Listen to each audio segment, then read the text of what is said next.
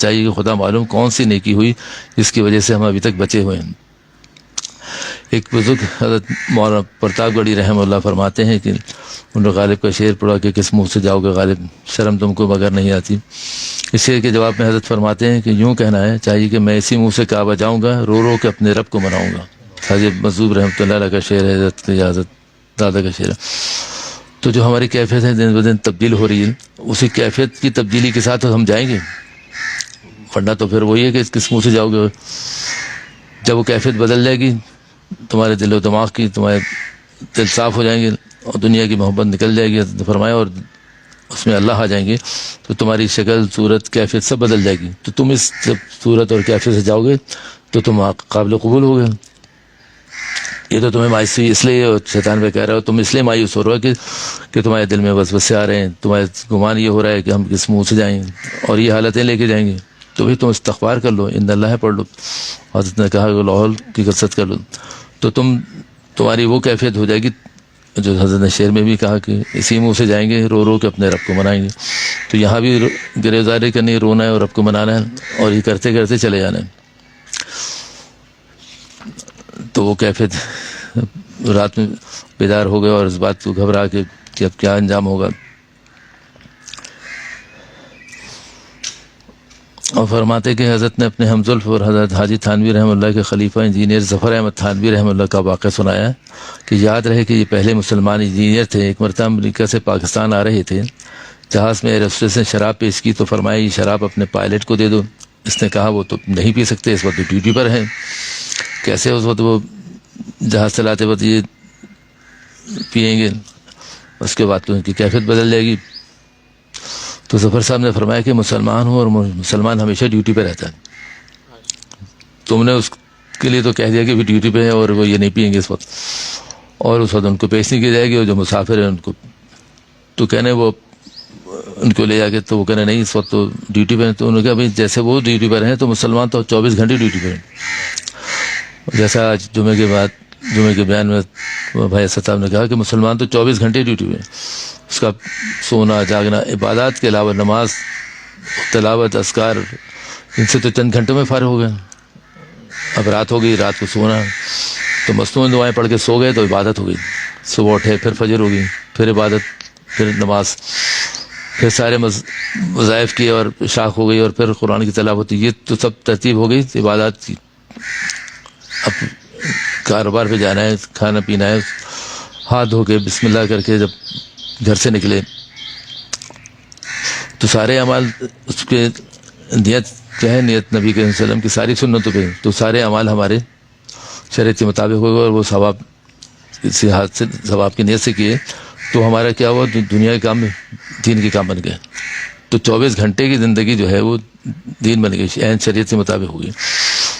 تو اسی لیے یہ تبلیغ والے آتے ہیں، اور اب اجتماع میں سب گئے تو 24 گھنٹے کی جو آوازیں لگ رہی ہیں کہ پورے دین میں داخل ہو جاؤ، تو کیا ہے نماز اور روزے اذکار ان تلاوت کے علاوہ جو ساری زندگی ہماری 24 گھنٹے کی زندگی، وہ کیسے دین پہ آئے گی، کیسے سمجھ میں آئے گی، جب سنتوں پہ عمل ہو جائے گا کہ کھانا کھانے بیٹھے تو ہاتھ دھوئے بسم اللہ کر کے، تو وہ کام بھی اس میں شمار ہو گیا عبادت میں، سونا بھی عبادت میں ہو گیا، تو اٹھنا بیٹھنا چلنا کام پہ چلے گئے، رزق حلال، اب جتنے وقت کام پہ رہے، کہنے کو تو کام پہ گئے دنیا کما رہے، لیکن عین عبادت بن گیا جب ہم نے اس کی نیت کر لی اور وہاں پہ بیٹھ گئے اور عین شریعت کے مطابق وہاں پہ کام کیا، وہاں سے اٹھے تو سارا وقت عبادت کر کے اٹھے وہاں سے۔ اگر یہ خیال ہو ہمارا کہ یہ تو عین دنیا کام تھا، لیکن دنیا کام تو دنیا میں جب ہوتا جب اس کی ہم نے نیت نہ کی ہوتی، جس پہ دھیان نہ ہوتا، اس سے حرام حلال سے بچنے کی نیت نہ ہوتی، تو یہ عین عبادت بن گئی۔ تو 24 گھنٹے کی زندگی ہماری بن سکتی ہے عبادت، اور اس سے اسی لیے قرآن کبھی سے غافل نہیں ہونا، دھیان کر کے ایک ایک چیز پہ عمل کر، سنت پہ کیسے عمل ہوتا ہے۔ نماز سے پہلے اگر وضو کرنے کا اہتمام ہے، اس اہتمام سے پہلے مسواک، اب وہ خود اتنی بڑی عبادت بظاہر اس کو ترک کرتے چلے آ رہے ہیں، بالکل ہی وہ ایسی ہو گئی کہ شاد و نادر رہے گی، لیکن جن لوگوں کو دھیان ہے اور دوسروں کو پیش کرتے ہیں، صرف اسی لیے کہ اہتمام سے کہ بھی سنت پہ آ جائیں۔ اس پہ تو فضائل بھی کتابیں لکھی گئیں، اتنی کتابیں لکھی گئیں، اور ہمارے زبیری صاحب ہیں صوفی اقبال صاحب مدینہ منورہ جو بزرگ تھے ان سے جاپتے ہیں، تو یہاں ان کی مجالس ہوتی ہیں، تو خیال تھا کہ انہوں نے کہا تھا بھجوا دیں گے مسواک پہ. تو وہ فضائل جو مسواک کے ہیں تو بے شمار ہیں. اچھا ہم سمجھتے ہیں کہ نماز سے پہلے مسواک کرنی کی سنت ہے، لیکن جب اس کو پڑھا مطالعہ کیا حضرت بیٹھے ہیں کیا ان کے سامنے اس کروں، تو وہ جب اس کی حاضری سے انہوں اس کی تشریح کری اور جب پتہ چلا تو انہوں نے کہا یہاں تک کسی کے گمان میں بھی نہیں کہ اس مسواک کرنے سے کلمہ نصیب ہو رہا ہے. اللہ اکبر. یعنی اور کیا چاہیے، یعنی ساری زندگی ہماری عبادات، اخلاق، تقویٰ، اس سب کس لیے ہو رہا ہے کہ ہمارے کلمہ نصیب ہو جائے، جاتے جاتے ایمان نصیب ہو جائے، اور ایسا نہ ہو کہ وہ ہم سے رہ جائے کلمہ پڑھ جاتے جاتے. تو وہ مسواک سے حاصل ہو رہا ہے. اور کیا ہے کہ وہ معمولی سی لکڑی جس کو ہم سمجھ کے چھوڑ دیتے ہیں، اگر وہ اختیار کر لیں ساری زندگی اس پہ عمل کر لیں تو سنت پہ عمل ہو گیا، ثواب ہو گیا. اور یہیں رہتے ہوئے تو 24 گھنٹے رہتے ہوئے ہی تو اس پہ وضو کرنے سے پہلے اس میں اس کی جاری ہے، یعنی اس کی شکل تک بتا دی کہ کتنے کیا اس کی مقدار ہوگی، کب کیسے رکھنی ہے، یہاں تک رکھنے کے تک کے بھی طریقے اس کو بتا دی گئی. اور اس سے حاصل کیا ہو رہا ہے، یعنی ہم سے کروایا کیا جا رہا ہے اور اس سے بدل کیا آ رہا ہے. اللہ اکبر. یعنی ہم اگر کسی ایک چیز کا ارادہ کرتے ہیں تو اس کو 30 نیکیاں مل رہی ہیں. تو یہ تو ہماری کوتاہی اور ہماری غفلت ہوئی کہ ہم اس کو اختیار نہیں کر رہے، ورنہ تو اس پہ مسواک کتنی دیر لگتی ہے، مسواک اس کا اہتمام کیا جائے، مسواک اپنے پاس رکھی جائے، مرد خواتین بچے اس بات کی ایک دوسرے کو ہم تلقین کریں، ایک دوسرے کو کہیں مل جائے تو ایک دوسرے کو پیش کریں کہ بھی، تاکہ صرف اس یاد دہانی سے مسجد میں بہت لوگ لاتے ہیں کہ بھی وہ صرف اس نیت سے کہ وہ صدقہ جاریہ بھی ان کے لیے ہو جائے اور لوگوں تک پہنچ جائے وہ.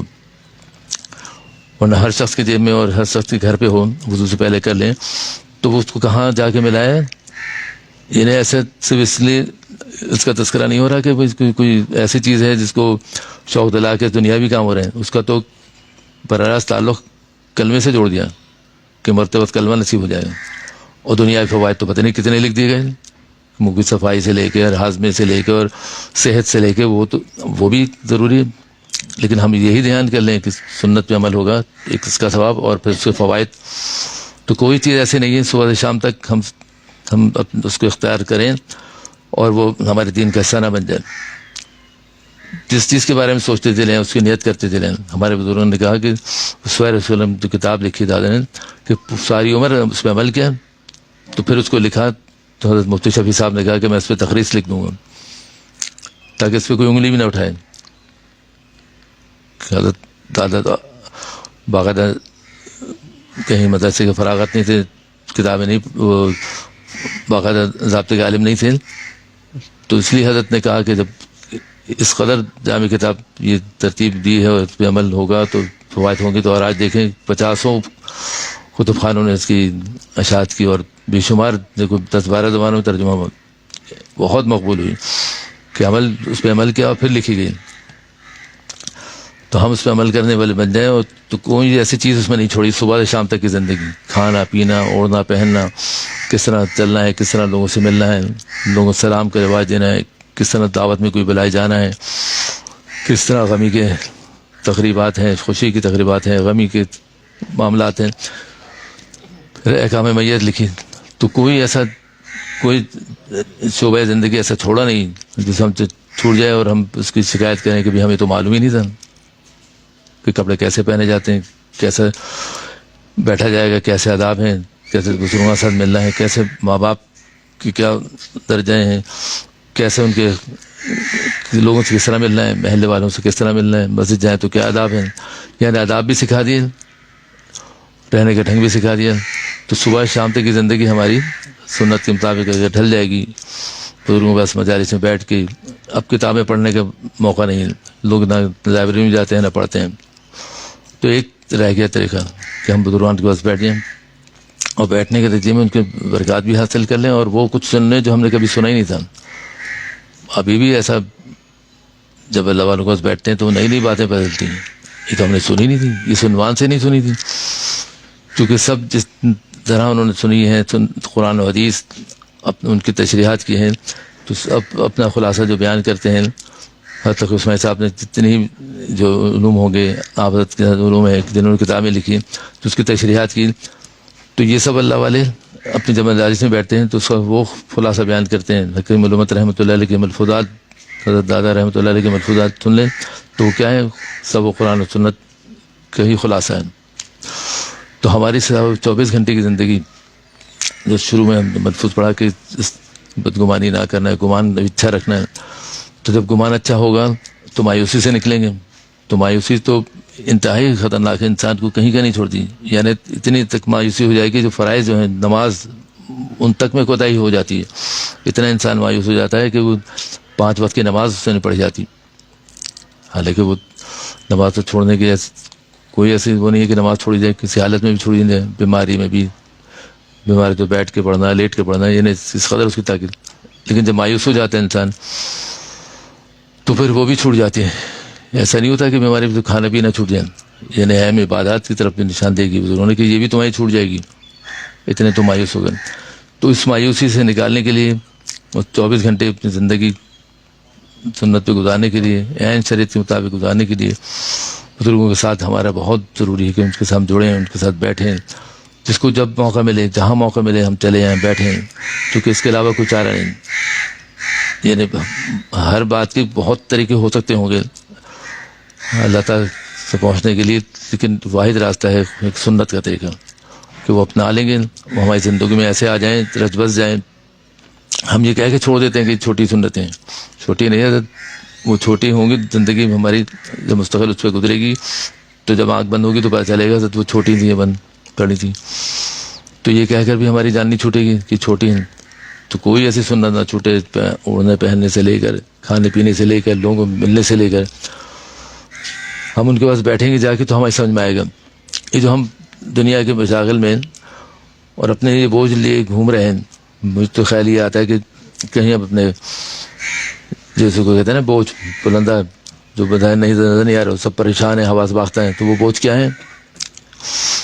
کہیں کسی کی حسد، کہیں جلن، کہیں کسی کی دل آزاری، کہیں اپنے بد اخلاقیوں کے پیشامت اعمال، تو اتنے چیزوں کے بوجھ لیے گھوم رہے ہیں، کہیں بدگمانیوں کے، کہیں مایوسی کی، تو وہ اتنے بوجھ لیے گھوم رہے ہیں کہ جس کی وجہ سے بالکل بدحال ہو گئے، تھک ہار کے بالکل مایوس ہو گئے۔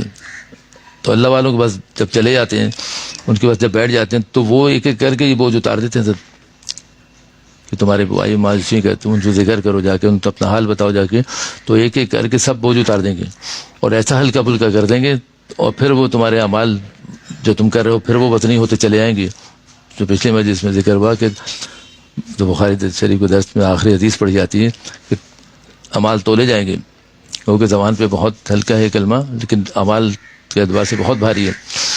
تو جب تمہارے یہ سارے بوجھ اتر جائیں گے اللہ والوں کے پاس جا کے، ایک ایک کا تم ذکر کرو گے، ایک ایک دھیان کر کر کے بتاؤ کہ بھئی یہ ہے، یہ خرابی، یہ خرابی، تو وہ ٹھیک کرنا شروع کریں گے۔ تو جو ہم بوجھ لیے گھوم رہے ہیں صبح سے شام تک، بد اخلاقی کا اپنے اوپر، جھوٹ کا، ایک ایک چیز کا آپ فہرست بناتے چلے ہو۔ اسی لیے کہا دادا نے کہ رات کو جب لیٹو تو مراقبہ کر لو اور سوچو سارے دن کیسے گزرا۔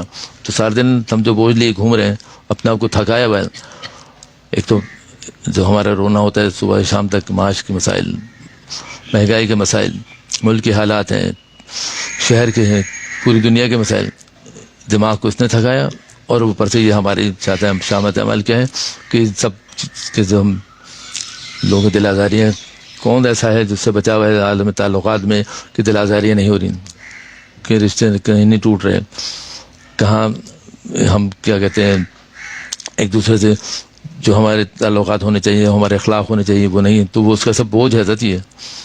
جب اللہ والوں کے پاس چلے جاتے ہیں، بیٹھ جاتے ہیں، چاہے وہ دوست احباب کا ہو، رشتہ داروں کا ہو، محلے والوں کا، ہر طرف آپ دیکھیں ناچاقیں، ہر طرف دل آزاریاں، ہر طرف ناگواریاں ہیں، تو اس کا بھی ایک بوجھ ہے۔ جب ہم بزرگان کے پاس بیٹھتے ہیں، جاتے ہیں، اپنے حال بتاتے ہیں، تو اس کا مسئلے کا حل بتاتے ہیں، وہ ایک ایک کر کے وہ بوجھ اتارے ہوتے ہیں، وہ اور اتنا ہلکا پھلکا ہمیں کر دیتے ہیں۔ تو ان کے پاس سے بیٹھ کے آپ اٹھیں اور ایک عرصہ گزر جائے تو آپ دیکھیں کتنے ہلکے پھلکے ہو جاتے ہیں، کہ انہوں نے وہ ساری ترکیبیں بتا دی، چونکہ اپنی زندگی ایسی گزاری تھی انہوں نے، وہ سمجھ رہے تھے کہ آنے والا جس قدر یہ لے کر آیا مایوس ہو جائے گا، اگر یہ اس کے ساتھ ہم نے اس کے ساتھ یہ ترکیبیں نہیں بتائیں، نسخے نہیں بتائیں، تو یہ تو مائس ہوتے ہوتے اس کنارے پہ پہنچ جائے گا، سوائے جب سمندر کے کنارے جائے اور سامنے سمندر، سوائے ڈوبنے کا اور کوئی راستہ نہیں جاتا. تو اللہ والے وہاں سے اس مایوسی کے دل سے نکال لیں. کچھ بوجھ ایک ایک کر کے اتار رہے ہیں، اور جب یہ سارے بوجھ اتر گئے تو اس کو ان سب پہ عمل کرنا آسان ہو گیا. فرائض، واجبات اور سنتوں پہ، اس لیے کہ ابھی تک تو وہ بوجھ لے گھوم رہا تھا، مایوس تھا، بدگمان تھا. اب اللہ سے اس کو قریب کر دیا. ابھی تو اللہ سے بدگمانی کر رہا تھا کہ اس منہ سے ہم جائیں گے. یہ بدگمانی ہوئی نا سر. جب وہاں پہنچا بزرگوں کے پاس، اپنے شیخ کے پاس، اپنے مربی کے پاس، اپنے ہمدرد کے پاس، اپنے بڑوں کے پاس، تو انہوں نے ایک ایک کر کے بوجھ اتار دیے. اب بوجھ اتارنے کے نتیجے میں اب اس کو یہ سمجھایا کہ اب تمہیں کیا کرنا ہے. کرنے والے کام کرنے ہیں اور بچنے سے والے کاموں سے بچنا ہے. پھر وہ تقوی والی زندگی اختیار شروع ہوئی اس کی. پھر اتنا ہلکا پھلکا ہو گیا کہ وہ باوجود ان سب پریشانی کی، ابھی تو دنیا کی ساری مشاغل سے، ساری مہنگائیوں سے، ساری دنیاوی ان مسائل سے وہ دو چار تو رہے گا، لیکن ہلکا پھلکا ہو گیا. اس لیے اس کو مایوسی سے نکال دیا. وہ سارے ایک ایک کر کے بوجھ اتار دی. اس کی عادت ڈلوا دی، جھوٹ نہ بولو، غیبت نہ کرو، لوگوں سے بدسلوکی نہ کرو، کسی کو تنگ نہ کرو. تمہارے پڑوس میں جو رہتے ہیں تم سے تنگ تو نہیں ہے بھائی. تو جب اس نے حالات سب اپنے آپ کو بتائے، اپنے کسی شیخ کے سپرد کر دیا، تو انہوں نے وہاں سے اس کو ہلکا پھلکا کرنا شروع کیا. اور پھر ان سے بچنے کی ترکیبیں بتائیں، جن سے بچنے کی نبی کریم صلی اللہ علیہ وسلم نے کہا بھی اس سے بچنا ہے اور تمہیں تقوی اختیار کرنا ہے. تو یہ سب تمہیں کام کو چھوڑنے پڑیں گے. تو جو کرنے والے کام تھے ان پہ کام پہ لگا دیا بڑوں نے، اور جن سے بچنا تھا ان سے بچنے کے لیے ترکیبیں بتانا شروع کر دیں. چاہے ایک دن میں نہ ہو، لیکن جاتے جاتے جاتے جاتے ہمارے وقت عمر کے حصے میں آ گئے کہ ہمیں فرائض واجبات بھی کیسے بتا دیے کرنے ہیں، سنتوں پہ کیسے عمل کرنے والے بتا دیے، اور وہ سارے بوجھ جو تھے اتار دیے. اب تمہارے اخلاق بھی سدھر گئے، سنور گئے. اب تم جب باہر نکلے تو تم نے آس پڑوس کے لوگوں کو سلام بھی کرنا شروع کرا. اب تمہاری پہچان کیا ہوئی کہ ایک اللہ والے کی نسبت ہو گئی، کہ دیکھو اشارہ کرتے ہیں، دیکھو یہ اللہ والے جا رہے ہیں. بھئی کون گزرے گا بھی اپنے سارے مریدین اور ساتھیوں کے ساتھ چلے جا رہے تھے، اور ایک ہجوم تھا. اور جب وہ راستے گزرے، اور ابھی بھی ہم خیر صاحب ماشاء اللہ جس وقت آئے ہیں، ان کی بھی برکات لیں گے. قاری کرامت صاحب سفر میں جب وہاں پہنچے تو لوگوں کو، بزرگان کو، لوگوں اپنے ہجوم کے ساتھ جاتے دیکھا. تو بھئی کون جا رہے ہیں؟ اللہ والے جا رہے ہیں. اور اللہ والے کے ساتھ کون ہیں؟ ان سے تعلق رکھنے والے، وہ بھی سب اللہ والے. تو ایسا بنا دیتے ہیں تو بے ساختہ مجھ سے یہ نکلتا بھی کون جا رہے ہیں؟ سب یہ اللہ والے جا رہے ہیں. تو وہ پہنچے تھے وہاں، فائدہ کیا ہوا ان اللہ والوں کے پاس کہ اس جماعت میں شامل ہو گئے اور اللہ والے کے ساتھ رہ کے اللہ والے کہنے لگے. تو ساری باتوں کا خلاصہ یہ کہ ہم جب مایوس ہوتے ہیں، بدگمان ہوتے ہیں، تو اگر کہیں اللہ والوں کے پاس نہیں جائیں گے تو پھر ہمیں پہچان اچھائی برائی کی نہیں ہوگی. پھر اسی طرح دنیا میں تو رہنا ہے، صبح شام کھانا پینا بھی، تو دنیا کی سارے مشاغل بھی ہو جائیں اور ساری ہمارے کام بھی ہو جائیں، تو کیوں نہ ایسے اللہ والوں کے پاس پہنچ جائیں جو ہمارے بوجھ بھی اتار دیں، ہمیں صحیح راستے بھی دکھا دیں، اور اللہ سے رابطہ جو ہے مضبوط کر دیں. ایسا ہو نہیں سکتا کہ اللہ والوں کے بغیر ایسے ہی ہے کسی پودا لگا دیں، اس کی چھٹائی نہ کریں اور اس کو تراشا خراشا نہ جائے، اور اس میں اس کی جو ہے آبیاری نہ کی جائے، کھاد نہ ڈالی جائے، دوائیں نہ ڈالی جائیں، کیڑے لگنے سے محفوظ نہ رکھا جائے، تو درخت تلاور ہو نہیں سکتا. چند دنوں میں سوکھ جائے گا. اس کی حالت پہ دیکھیں کیا ہوتی ہے. تو ایسے ہی ہماری زندگی ہے. ہم جب ان اللہ والوں کے پاس نہیں پہنچیں گے، نہیں بیٹھیں گے، تو ہماری حالتیں نہیں درست ہو سکتی. باوجود نمازیں پڑھنے کے، باوجود ہم تلاوت بھی کریں، ہم روزے بھی رکھیں، لیکن ہمیں صحیح سمت کے تعین نہیں ہوگا کہ ہمیں کرنا کیا. چونکہ وہ قرآن و حدیث اور فقہ تو ہم نہیں پڑھ سکتے نا. یہ ان بڑے لوگوں کا کام ہے جو لوگ پڑھ لیا، جنہوں نے سمجھ لیا، پھر ہم ان کے پاس بیٹھیں. ورنہ یہ قرآن حدیث یہ جو کالجوں میں داخلہ لیتے ہیں، اسکول کالج پڑھ رہے ہیں، یونیورسٹی پڑھ رہے ہیں، جب ہم یہ نہیں پڑھ سکتے. ایسا کہاں ہوا ہے کہ کسی نے پی ایچ ڈی کیا اور کسی کالج اسکول میں نہ گیا ہو؟ شاید اللہ ماشاء اللہ کوئی دنیا میں کوئی مثال ہوتی ہو. جب ہم یہ نہیں سمجھ سکتے تو قرآن و حدیث کو حضرت پڑھنا، حضرت بتائیں گے کتنے علوم ہوتے ہیں، جب جا کے کہیں وہ اس پہ عبور ہوتا ہے تو تفسیریں لکھی جاتی ہیں، تو فقیہ بنتا آدمی. ہر مولوی بھی نہیں فقی بنتا، ہر فقی بھی محدث نہیں بنتا، ہر مولوی بھی مفتی نہیں بنتا. تو جب یہ ہم نہیں سمجھ سکتے، اسکول کالج میٹرک کے بغیر ڈاکٹر صاحب بیٹھے انٹر کوئی کر سکتا ہے؟ تو جب یہ داخلہ نہیں لے سکتے جو دنیاوی علوم ہے، جو کہ علوم بھی نہیں کہلاتے، فنون کہلاتے ہیں، جب ہم یہ نہیں پڑھ سکتے، یہ نہیں سمجھتے بغیر استاد کے، بغیر کالج یونیورسٹی جائے، تو یہ علوم ہمیں کہاں سے آ جائیں گے؟ تو کتنا بڑا انعام ہے، کتنے بڑے ہمارے پر اللہ کا فضل و کرم ہے کہ ان حضرات نے جب سمجھ لیا تو ہم ان کے پاس بیٹھ جائیں. ساری عمر انہوں نے اپنے بڑوں کے ساتھ گزاری، تو کیوں نہ ہم ان کے پاس بیٹھ کے اپنے حالتوں کو، اپنی زندگیوں کو سنوار لیں. اب اخلاقی کو لے لیں، یعنی 24 گھنٹے کی زندگی میں ہمارے اخلاق کتنے یعنی ہمارے لیے اہم ہے.